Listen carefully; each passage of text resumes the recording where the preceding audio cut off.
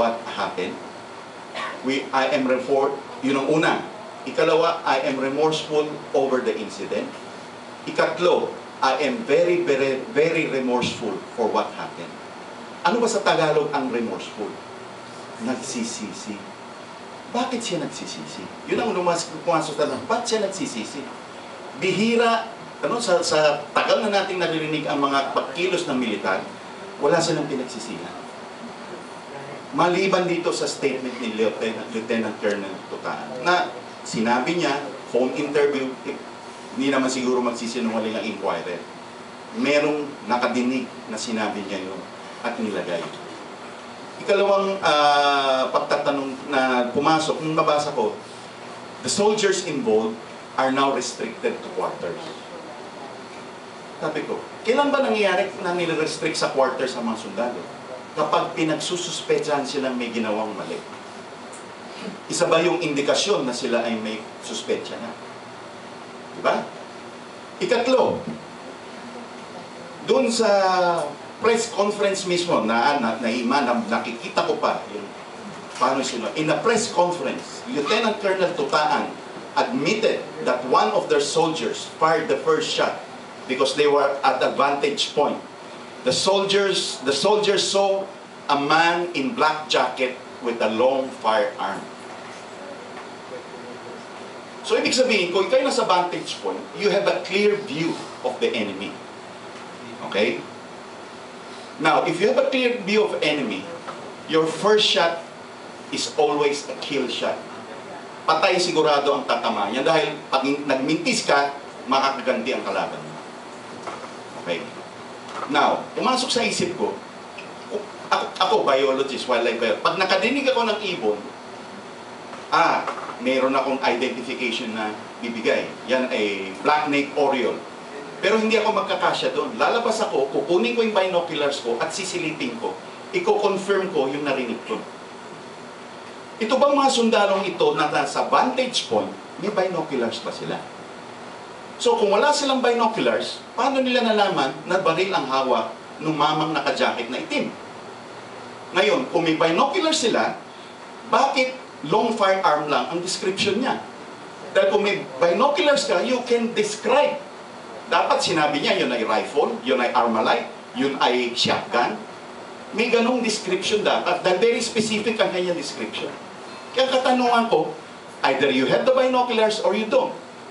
If you have the binoculars, you should be very specific on what kind of arm the guy was holding. Ito ba ay nakatalikod sa iyo, nakaharap? Walang sinabi. Basta a man in a black jacket with a long firearm. Doon sa paragraph din na yun, sinabi niya, but the area was covered with thick forest. You can go to the internet. Those are the words. The area was covered with thick forest. Ano ba talaga, kuya? Vantage point? Na may clear view? O thick forest? At sa huling statement, he said they did not see Ko and his team. So anong nakita nila?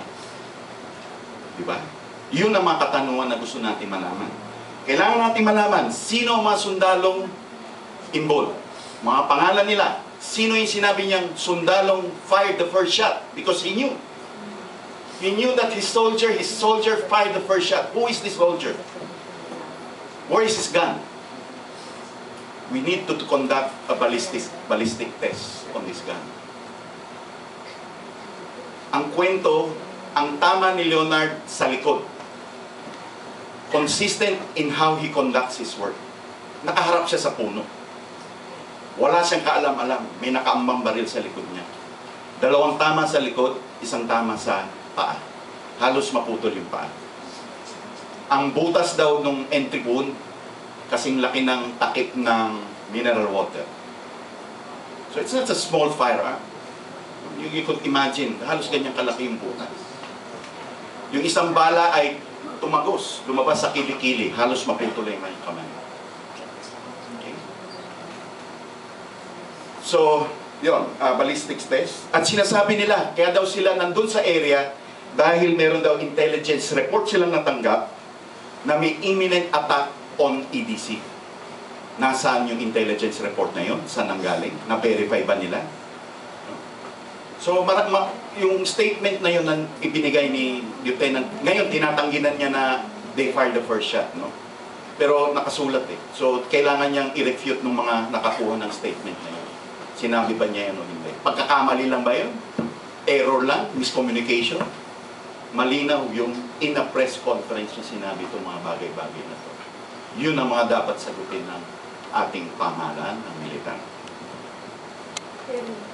Bakit pinayagan sila Leonard na pumasok? May imminent attack naman pala. Ay, akala ko, military ang pumayag sa kanila. Yun ang hindi pa natin masagot. Dahil gaya ng sinabi ko kanina, hindi papasok si Leonard sa isang lugar na walang clearance.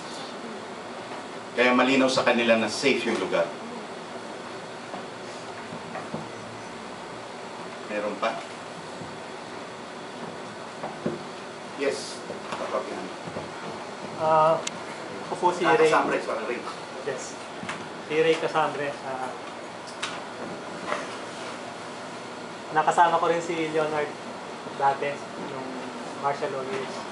Pero hindi yun yung responsibility. Well, anyway, hindi, sabihin ko na rin.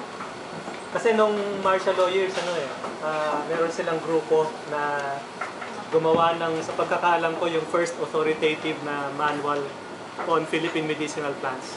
Mga kasamahan niya, mga biology and botanist din dito sa UP. They worked on this, I think, for more than 5 years. At na-publish yan in mimeograph form, 8.5 by 11. I don't know if you still have a copy. Nakalagay doon na manual on some Philippine medicinal plants.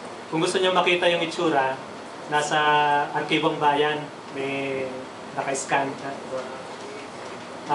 Anyway, pero that was not my point. Sharing lang yan. Yung tanong nyo kanina na bakit kaya remorseful, no? O bakit kaya nagsisisi? Tanong ko din yan eh, kasi yung 19th Infantry Battalion, matagal na dyan sa Leyte. Of course, si Colonel Tutaan, hindi naman siya matagal na dyan, ano? Pwedeng, ibig sabihin, in the past, iba naman ang commander niya. Pero, if you look at the records, or if you remember your news reports natin na nababasa natin, 7 years ago, nagkaroon na ng massacre dyan, that same town. Mga civilians din. Oh, yan. Sa town mismo. Mga civilians ang napatay. Meron pa ng pregnant. Ano? Tapos, more recent, at saka mas lumabas sa news, if you remember yung Palo Massacre, mga magsasaka na nagpapahinga lang sila dun sa Kamalig, sa medyo clearing din yon pero medyo hilly din na lugar. They were attacked by elements of the 19th IB also. I don't know, hindi siguro si Tutaan yung commander nun kasi 5 years ago pa yan. Pero, yung question dito, I don't remember dun sa mga balita noon that any remorse was ever expressed, no? In fact, yung mga sa Palo Leyte, pagkatapos na hindi naman sila pumuputok yung mga magsasaka kasi wala man silang baril. Nung tumigil na yung putukan after 15 minutes, inano pa sila, yung kinulata pa ng mga baril. Dahil, no, forcing them to admit na NPA sila. Sabi nila, hindi, wala nga kaming armas eh. Nagdala ngayon ng supot ng sako ng mga old rifles. At yun yung pinakita sa media na supposedly mga baril nila. It reminds me of yung ginawa sa Morong 43, no? Sa reports din ng mga nila na they were arrested, they were brought out, tapos meron din nagpasok ng sako ng supposedly explosives and firearms na yun ngayon ang ginagamit na evidence against them. Pero ang point ko nga is, meron bang remorse dun sa mga previous incidents? So if kung merong remorse ngayon, would you think that it is because nagkamali sila at nakapatay sila? Is that remorse for the victims? O baka ang remorse dahil sa, mataas, sikat pala itong napatay namin, yari kami nito.